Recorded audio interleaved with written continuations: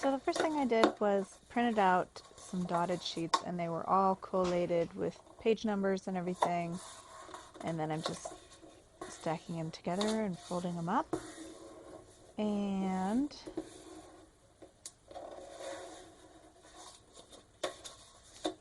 let's see, what is the next thing?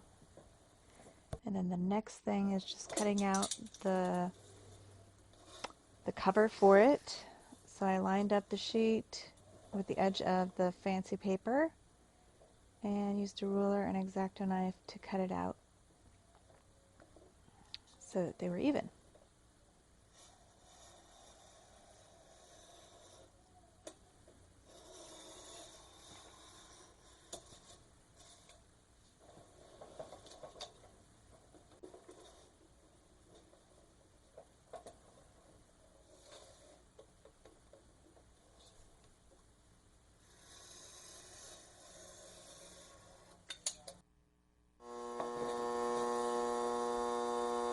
Then I just folded that in half, the thicker piece of paper, it was like a cardstock, along with the fancy piece of paper.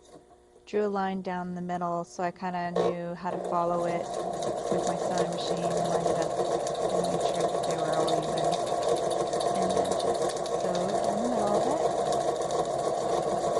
I didn't do any backing up with the back stitch or anything, just because I didn't want to add extra holes to it. I left the needle in at this point to turn the page, so I didn't have to pull on the thread at all, and just sewed around the rest of it, and keeping the edge close enough to, keeping the stitches close enough to the edge so that when I put washi tape on it, the washi tape will cover it. You'll see what I mean.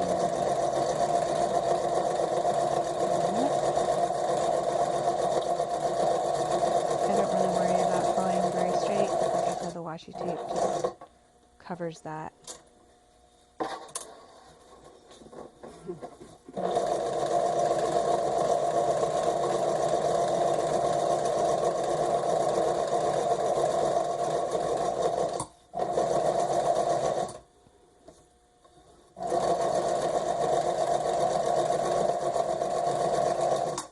Make sure you don't sew your fingers.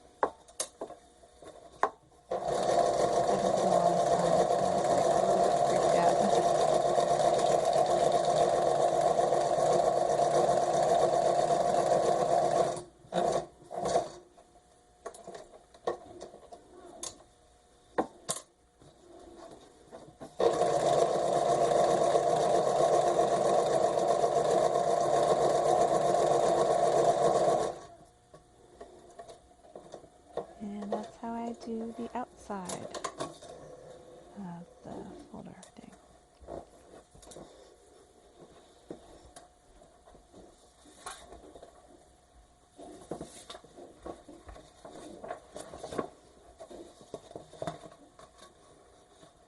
Okay, now I'm just adding the inside pages, the dotted pages, to the outside. Oh, I guess I decided not to do that yet. Right now I'm just doing the washi tape around the outside edge of the cardstock paper along with the fancy paper. You know how I sewed it together, so now I'm putting the washi tape over the stitches. This is just for the cover. There isn't any other pages in it yet. So I'm just putting it on the edge and kind of rolling it over and making sure it's flat and even. There's a little bit of, like, it's not totally perfect, but it works. And the cool thing about washi tape is sometimes you can unstick it because it's not extremely sticky and it won't like rip your page unless you really work it down and stick it on good. So if you make a mistake, it can come up pretty easily.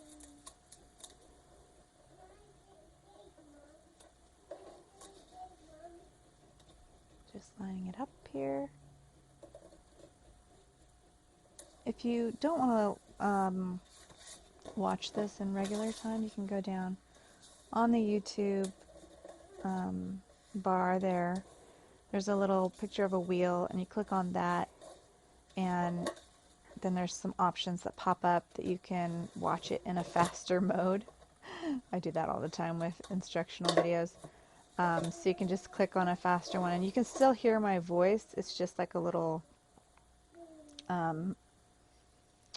mouse or something. You can still understand me, but it's faster. So if you want to do that, you can do that, and you don't have to sit through such a long process here.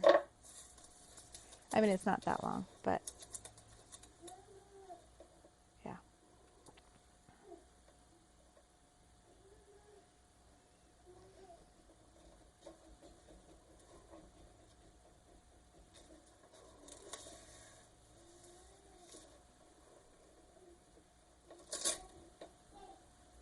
Now I'm only doing the outside edges here of the cover for right now. After I sew the pages in, I will go back on the spine area and add some washi tape to the spine on the outside. You'll see that. The reason that I wait until after I'm done putting the pages in is because if I put the washi tape on now and then sewed the pages in, you'd be able to see the stitches, and I kind of wanted to just cover the stitches with the washi tape. Another way of doing it is to make decorative stitches on the page and not cover it with washi tape, and that's another cool way of yeah, see, I got it stuck on there and it came right off. I love washi tape. So cool. What was I saying? Oh yeah, so yeah, you can still use it so that you can see the stitching if that's the kind of look that you want. But I just wanted to cover everything for this one, so I waited until I put on or sewed on the pages.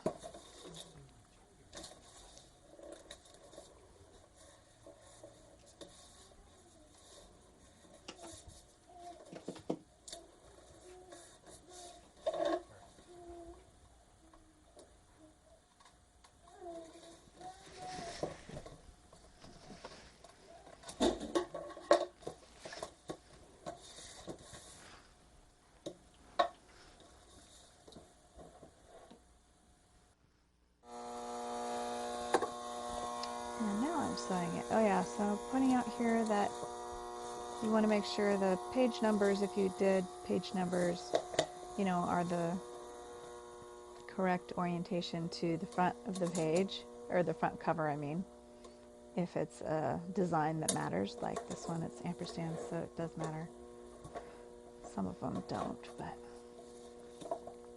And I'm just leaving about a 1/4 inch at the top to start sewing down, and on the top as well as on the bottom, and you'll see why in just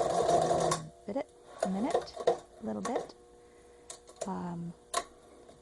I didn't have to draw with a pen down the center of this just because I had dots going down the center. If you don't do a dotted one, you might want to, again, crease it and then draw a line. Here I'm just showing you. I left about a 1/4 inch there for that. And now the pages are attached, and just trimming the little bit of thread there. And then I'm going to add washi down the spine.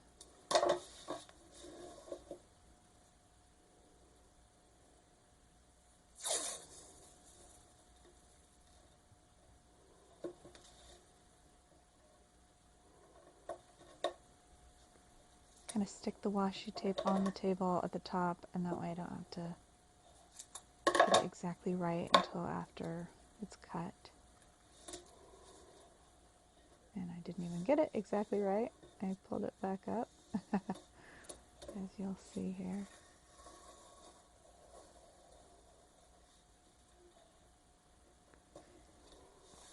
You can add one, you can add a bunch. It doesn't really matter how many you add here at this point. And then I trim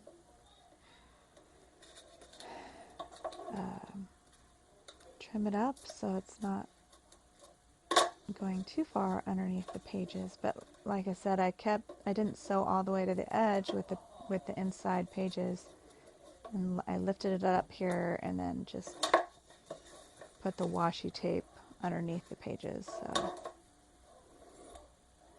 yeah.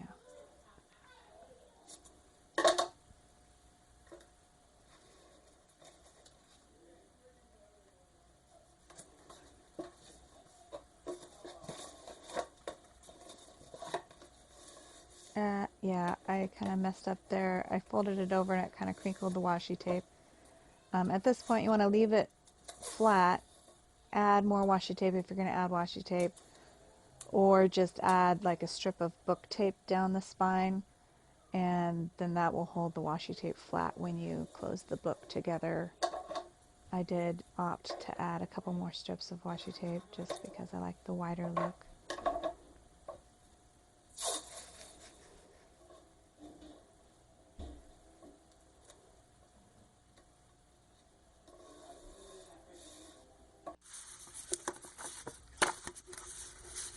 And there it is. My camera stopped working for some reason, so I didn't get a chance to show you how to put the book tape, but it's just the same